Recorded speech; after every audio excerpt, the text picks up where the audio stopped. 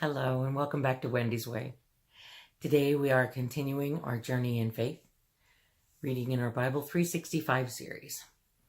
We're reading the Bible aloud in an approximate chronological order from the English Standard Version. We're reading it through in 365 days of reading, not necessarily 365 consecutive days because I just can't do it 7 days a week.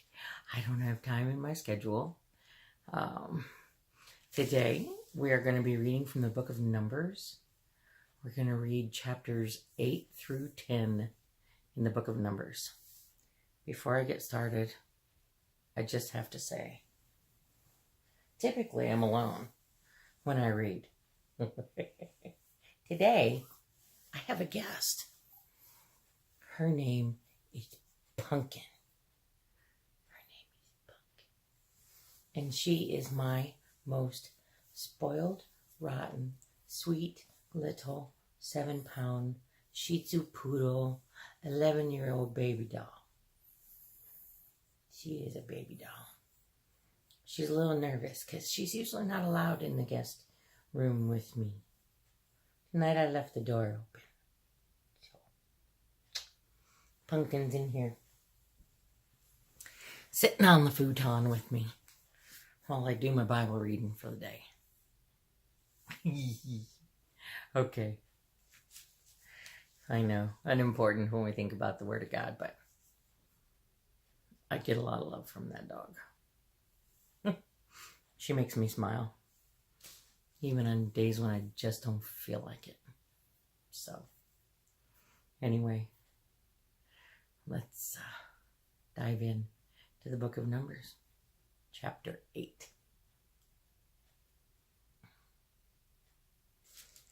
The 7 lamps. Get some of these pages separated.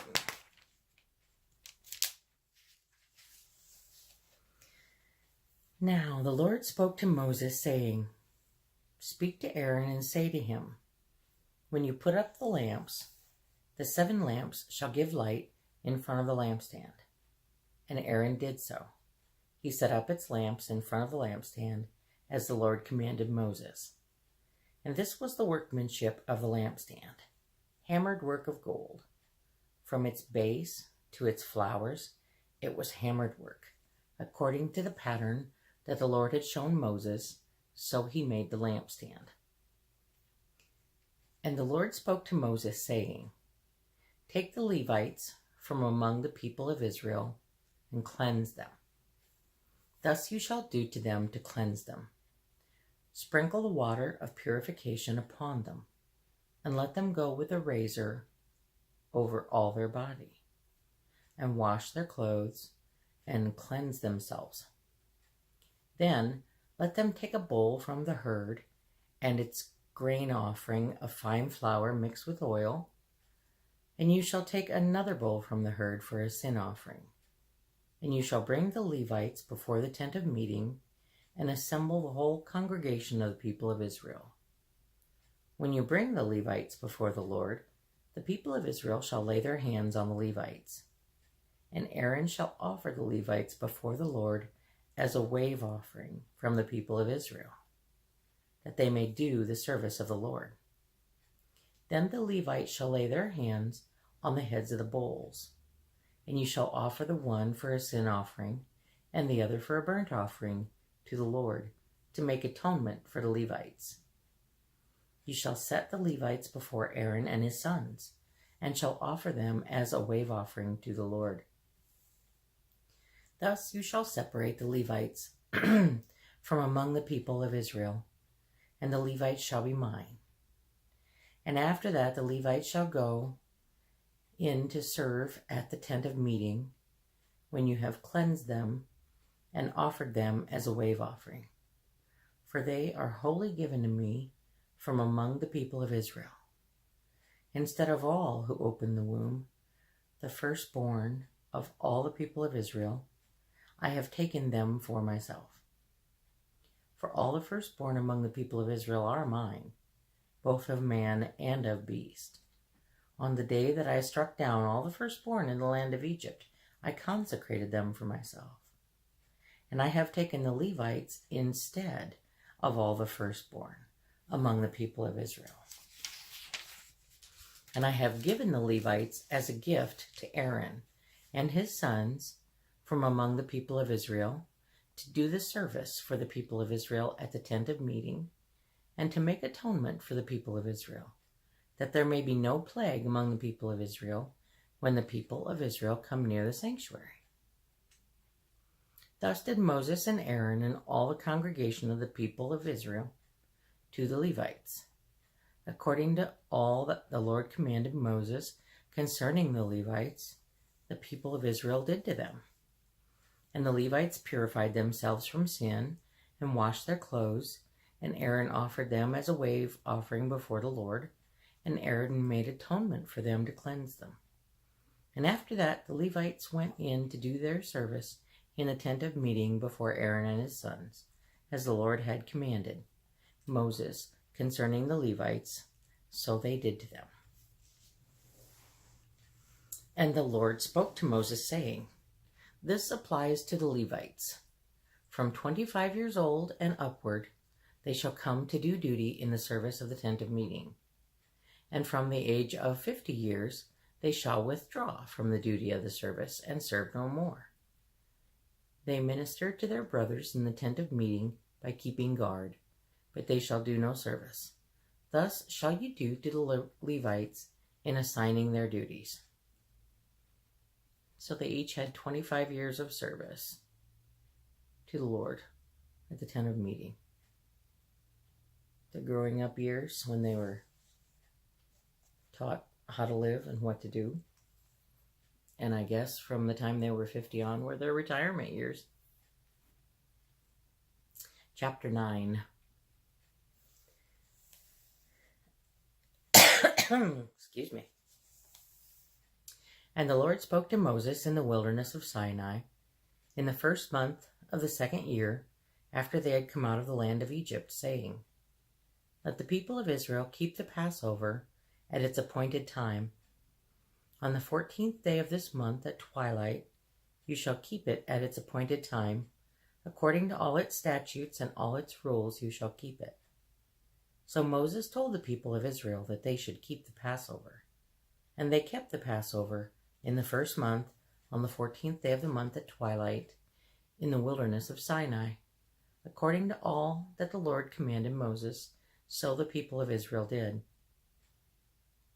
And there were certain men who were unclean through touching a dead body, so that they could not keep the Passover on that day.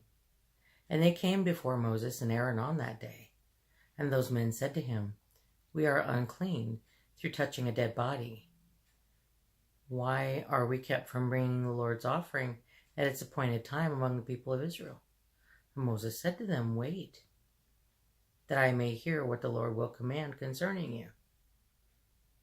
The Lord spoke to Moses, saying, Speak to the people of Israel, saying, If any one of you or of your descendants is unclean through touching a dead body, or is on a long journey, he shall still keep the Passover to the Lord. In the second month, on the 14th day at twilight, they shall keep it. They shall eat it with unleavened bread and bitter herbs. They shall leave none of it until the morning, nor break any of its bones. According to all the statute for the Passover, they shall keep it. But if anyone who is clean is not on a journey, fails to keep the Passover, that person shall be cut off from his people, because he did not bring the Lord's offering at its appointed time. That man shall bear his sin. And if a stranger sojourns among you, and would keep the Passover to the Lord, according to the statute of the Passover, and according to its rule, so shall he do. You shall have one statute, both for the sojourner and for the native. On the day that the tabernacle was set up, the cloud covered the tabernacle, the tent of the testimony. And at evening it was over the tabernacle like the appearance of fire until morning. So it was always. The cloud covered it by day, and the appearance of fire by night. And whenever the cloud lifted from over the tent. After that, the people of Israel set out. And in the place where the cloud settled down, there the people of Israel camped. At the command of the Lord, the people of Israel set out, and at the command of the Lord they camped. As long as the cloud rested over the tabernacle, they remained in camp. Even when the cloud continued over the tabernacle many days, the people of Israel kept the charge of the Lord and did not set out. Sometimes the cloud was a few days over the tabernacle, and according to the command of the Lord they remained in camp. Then according to the command of the Lord they set out. And sometimes the cloud remained from evening until morning, and when the cloud lifted in the morning they set out. Or if it continued for a day and a night, when the cloud lifted, they set out. Whether it was 2 days or a month or a longer time that the cloud continued over the tabernacle, abiding there, the people of Israel remained in camp and did not set out. But when it lifted, they set out. At the command of the Lord they camped, and at the command of the Lord they set out. They kept the charge of the Lord at the command of the Lord by Moses. Well, that's pretty amazing. There were so many other instances when, they whined and complained and broke the rules and made a golden calf, and maybe because this was kind of a continual, I don't know, kind of like the manna. But for some reason, this one, they observed. Okay. Chapter 10. The Lord spoke to Moses, saying, Make 2 silver trumpets. Of hammered work you shall make them, and you shall use them for summoning the congregation, and for breaking camp. And when both are blown, all the congregation shall gather themselves to you at the entrance of the tent of meeting. This is 750,000 people. Excuse me. But if they blow only one, then the chiefs, the heads of the tribe of Israel, shall gather themselves to you. When you blow an alarm, the camps that are on the east side shall set out. And when you blow an alarm the second time, the camps that are on the south side shall set out. An alarm is to be blown whenever they are to set out. But when the assembly is to be gathered together, you shall blow a long blast, but you shall not sound an alarm. And the sons of Aaron, the priests, shall blow the trumpets. The trumpet shall be to you for a perpetual statute throughout your generations. And when you go to war in your land against the adversary who oppresses you, then you shall sound an alarm with the trumpets, that you may be remembered before the Lord your God, and you shall be saved from your enemies. On the day of your gladness also, at your appointed feasts and at the beginnings of your months, you shall blow the trumpets over your burnt offerings and over the sacrifices of your peace offerings. They shall be a reminder of you before your Lord. I am the Lord your God. In the 2nd year, in the 2nd month, on the 20th day of the month, the cloud lifted from over the tabernacle of the testimony, and the people of Israel set out by stages from the wilderness of Sinai. And the cloud settled down in the wilderness of Paran. They set out for the first time at the command of the Lord by Moses.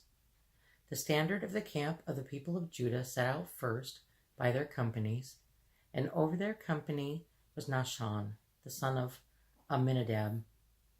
And over the company of the tribe of the people of Issachar was Nathanael, the son of Zuar. And over the company of the tribe of the people of Zebulun was Eliab, the son of Elon. And when the tabernacle was taken down, the sons of Gershon and the sons of Merari, who carried the tabernacle, set out. And the standard of the camp of Reuben set out by their companies, and over their company was Elizur, the son of Shaduar.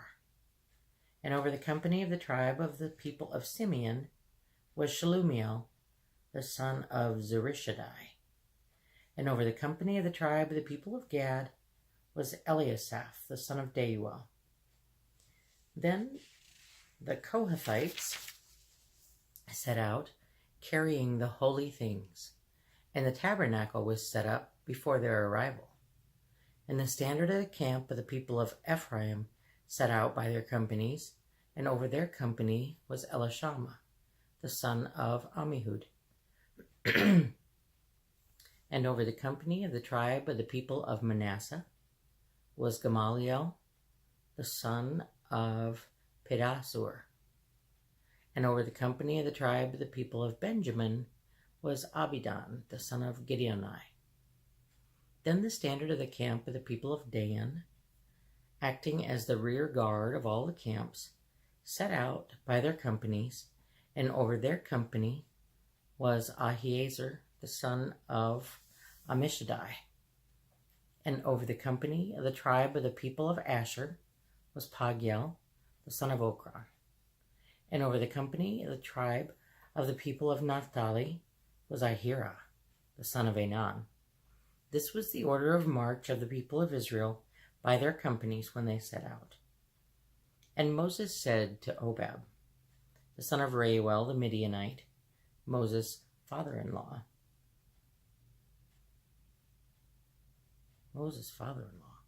Hobab. I want to say he was an Ethiopian king, I thought. And Moses said to Hobab, the son of Reuel, the Midianite, Moses' father-in-law, we are setting out for the place of which the Lord said, I will give it to you. Come with us, and we will do good to you, for the Lord has promised good to Israel. But he said to him, I will not go. I will depart to my own land and to my kindred. And he said, please do not leave us, for you know where we should camp in the wilderness, and you will serve as eyes for us. And if you do go with us, whatever good the Lord will do to us, the same will do to you.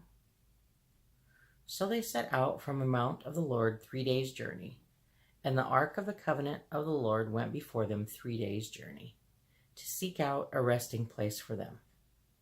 And the cloud of the Lord was over them by day, whenever they set out from the camp.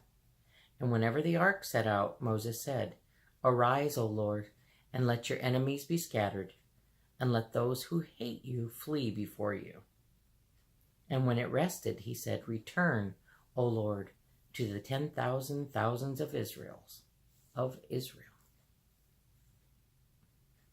That was the end of chapter 10 in the book of Numbers. I'm anxious to find where it talks more about Moses' family, about his wife, his father-in-law, his sister and brother's opinions of his wife. Because, Moses was Hebrew, and his wife was from Cush. I believe that's who the Midianites are. They were from Cush, which would likely be modern day, if I'm correct. I'm not 100% sure. I'm pretty sure. But modern day Ethiopia. And I'm anxious to hear more about that, because I understand that's the story that happens there is kind of the first time the Lord talks about racism and expresses his feelings about it in a very strong way. All right. Thank you for joining me today. Thank you for joining Pumpkin and I. She's over here rolling around on her back. Being a silly girl. She spent most of the day outside with us. We're working on setting up the garden, and it's just been beautiful. Next day or so, we're supposed to have some good heavy rain, so we'll be doing more in-home chores and things that need to be done. All right. I'm so glad that you chose to join me today, whenever you're listening, on Wendy's Way in our Bible 365 series. I do hope that you'll choose to join us again tomorrow. May the good Lord, who blesses me each and every day of my life, bless you as well, today and always. Amen.